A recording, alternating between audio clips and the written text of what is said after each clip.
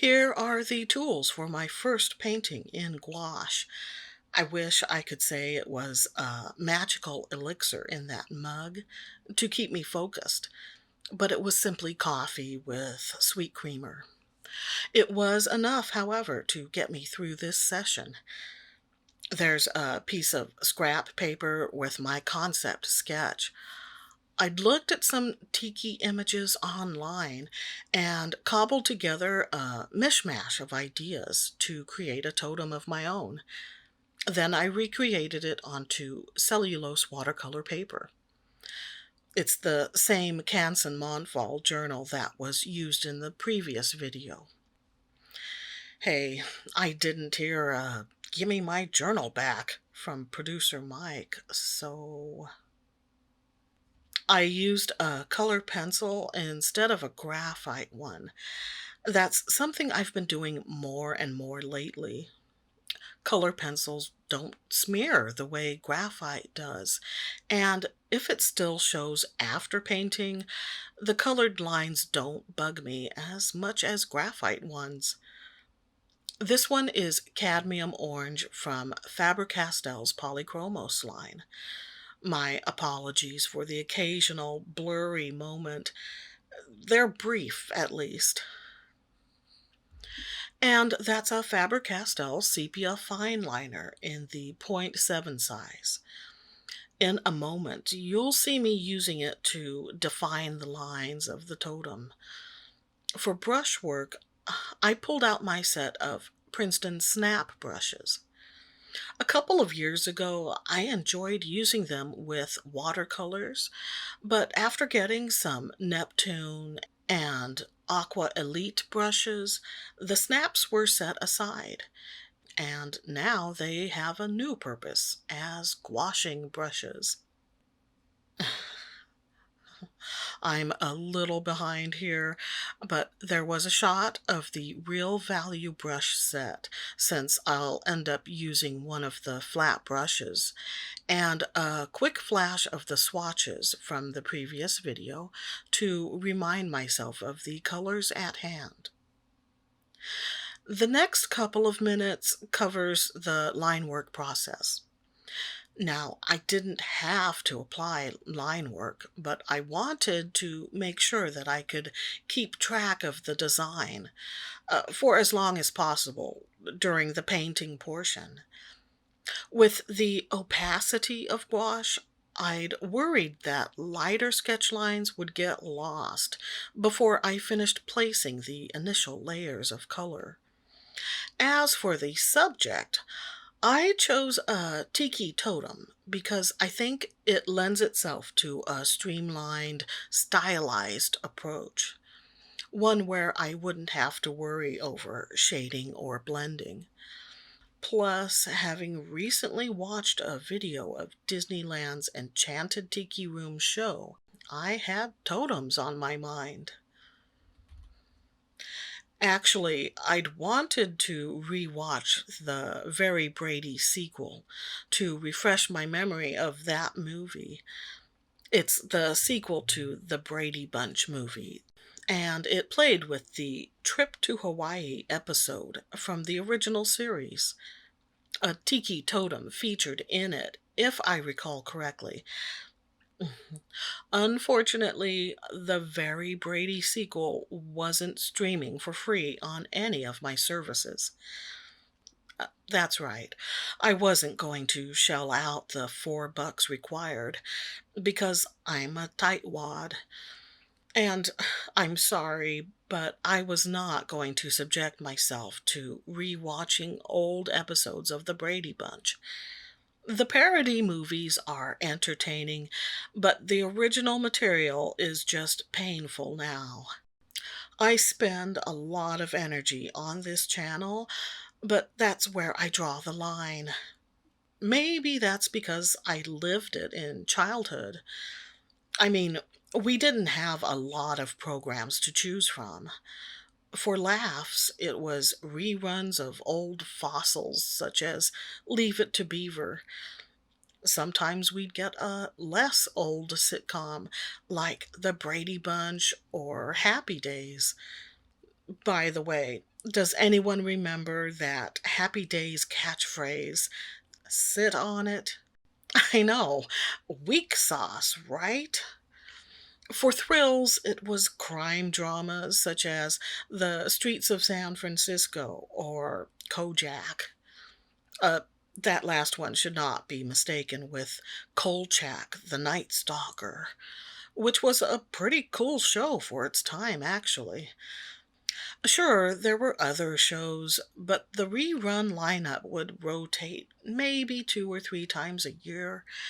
And with as few channels as we had, that still meant at any given time there were only 5 or 6 viewing options. And if we missed its allocated time slot, well, you snooze, you lose. Continuing on this tangent, yeah, I know. What else is new? But I want to explain that I think a lot of my interest in the horror and supernatural genres goes back to being exposed to some disturbing things on TV in the 1970s. One memorable instance being the zombie episode of Kolchak the Night Stalker. Near the end, Kolchak had to perform a zombie destroying ritual by filling its mouth with salt and then sewing its lips together. And just as he's about to make the first stitch, the zombie's eyes opened. It was a long time ago, so I don't remember peeing myself. All I'm saying is, it's possible. Oh, hold on. I need to interrupt this tangent with something on topic. So as to not waste any paint, I reactivated what was left in the palette from the previous swatching session. Yeah, I just added a little water to get the colors liquidy again. I think the only color I added fresh for this painting was a small dollop of white. Back to my tangent. My mother has been gone for nearly 30 years, but there are things I wish she could explain to me now, such as how to properly prepare those yummy Japanese pickles she used to make. And why, oh, why did she let me watch so much 1970s TV unsupervised? Granted, I was the last of 8 children, and she was probably like, I've had enough of you kids. Just do whatever you want. All things considered, me losing a week of sleep because I thought the undead was going to get me hardly compares to what she endured while raising us. So, no hard feelings there. On the other hand, Trilogy of Terror? Seriously?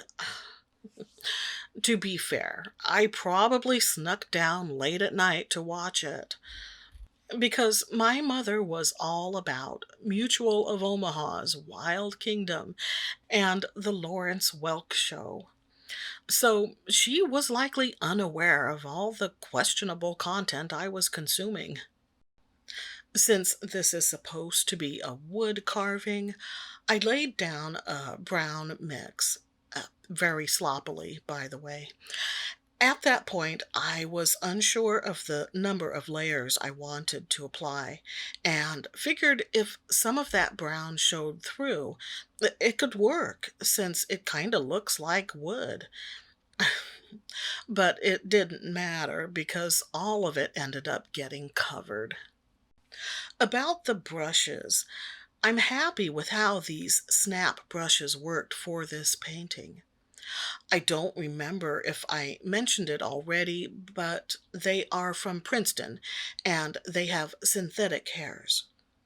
Of course, I'll experiment with other options in future projects to figure out what I prefer for this medium. The same with paper. Next time it might be hot press or perhaps a non watercolor paper. But back to Trilogy of Terror.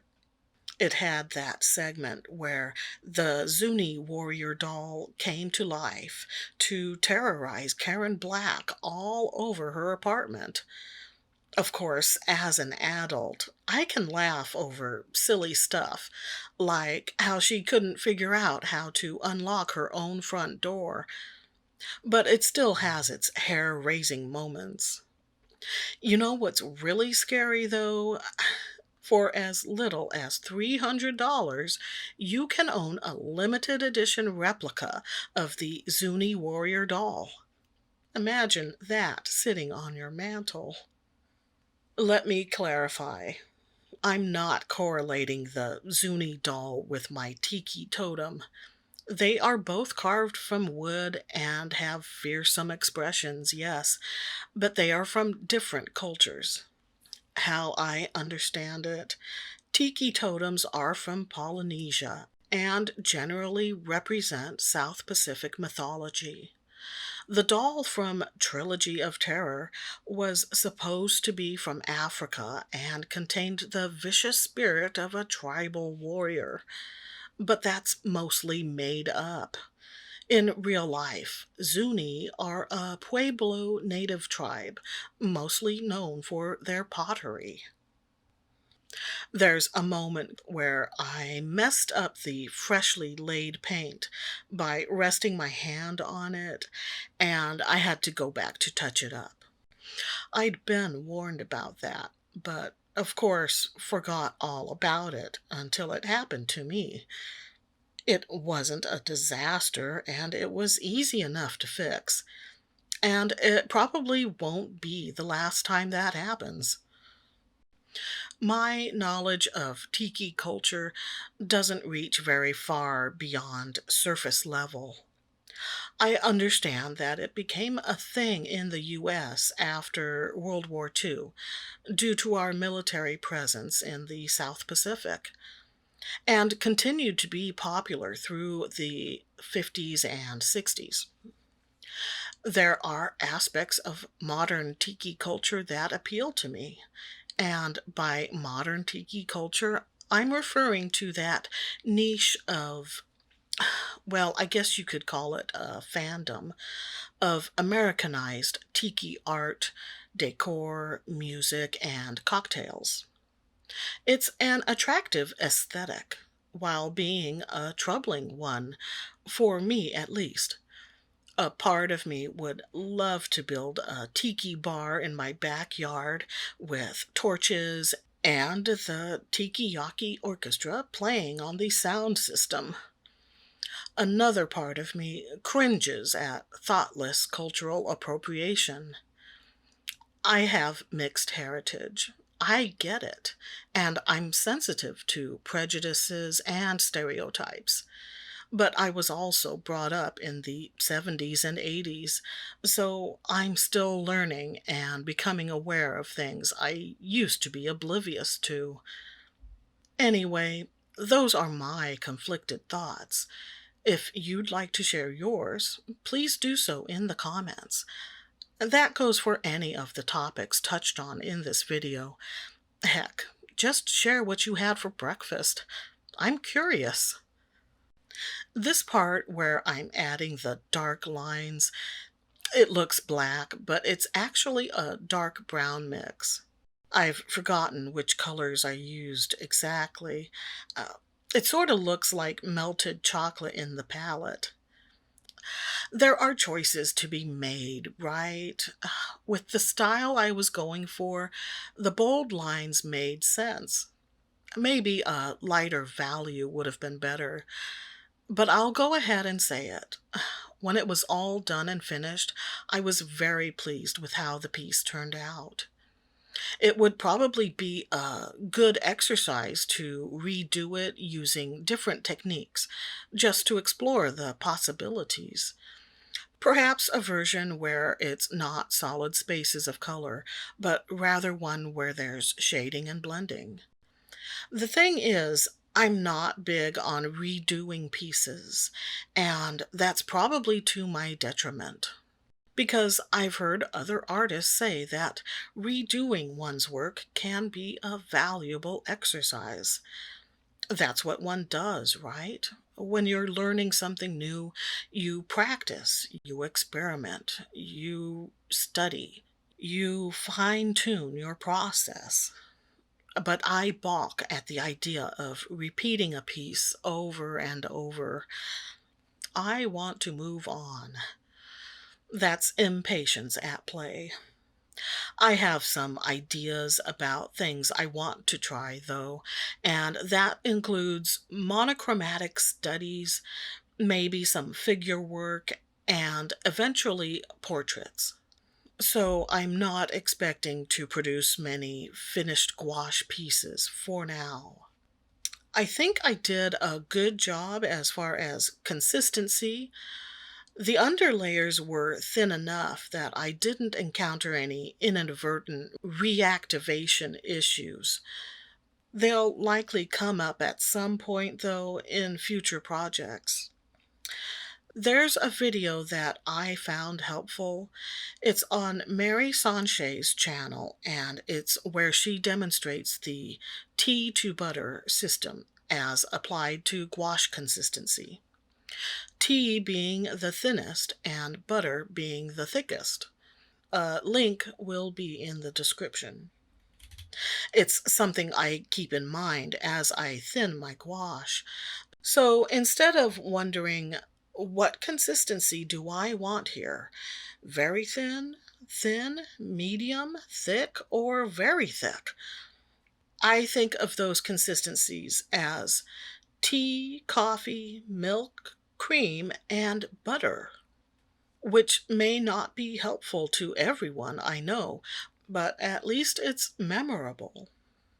About the background, near the end, I added another layer using a flat brush. And while it was a marginal improvement, I kinda wish I'd painted a simple, solid shape behind the totem. That might have made it more in tune with a mid century vibe. I was listening to surfer music while doing some of this. No, not the Beach Boys. Not that I hate the Beach Boys, but I worked a couple of jobs in succession where the Beach Boys were played as background music nonstop. Okay, that might be an exaggeration, but it felt nonstop. So, no, what I was listening to was, who was it? The Aqua Velvets. They were a surf rock band from California. I discovered them back in the early 90s because my brother Al had them in his CD collection. I was also listening to some Dick Dale. Not much, though, because he could get too intense for me. And the Tiki Orchestra, which I'd mentioned earlier in the video. Yeah, it's nice to have something playing while painting. If not music, then a travelogue or a radio drama. Speaking of radio dramas, does anyone recall the AMC series from the 1990s called Remember When? That's WENN. Those are the call letters for a fictional radio station in 1930s Pittsburgh. As I recall, the stories revolved around the performers, writers, and producers of the station's programs. Things like serials, news segments, and advertisements. It ran for 4 seasons, then disappeared, never to be seen again. And I am baffled as to why I cannot find it streaming anywhere. It's not like it doesn't have a following who would jump at the chance to see it again.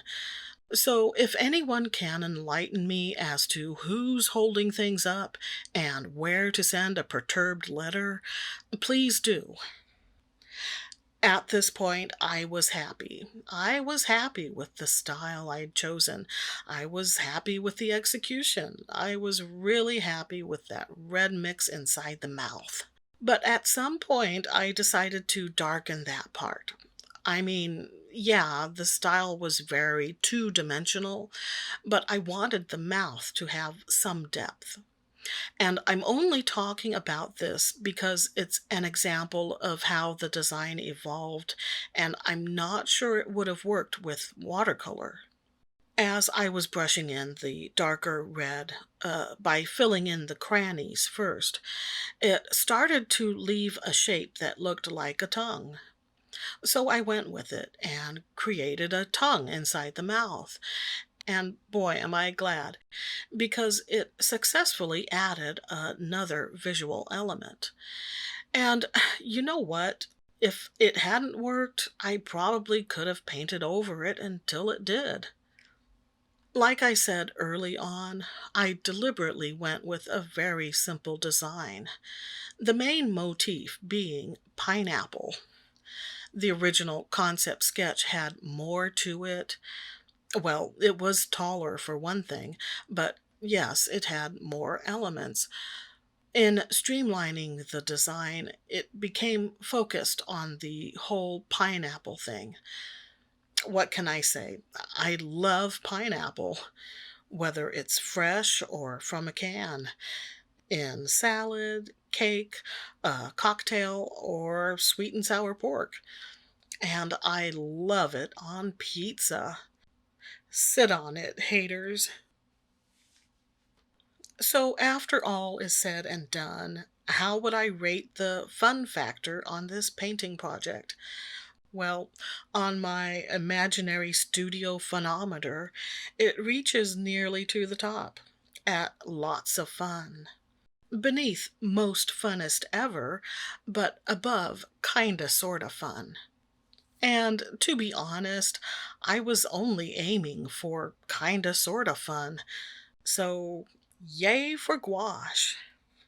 I'm happy to share this arting experience, and thank you for watching. Until next time, keep painting, keep practicing, keep trying new things, and most of all, stay artsy, my friends.